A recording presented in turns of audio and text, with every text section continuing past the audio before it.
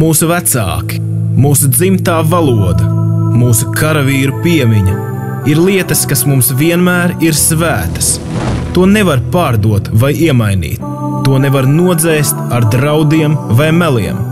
16. marts ir diena, kad pateicamies saviem brīvības cīnītājiem.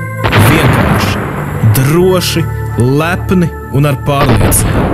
Dzīvos tā tauta, kas augstā godā turēs savus varoņus. Vienmēr un visos apstākļos.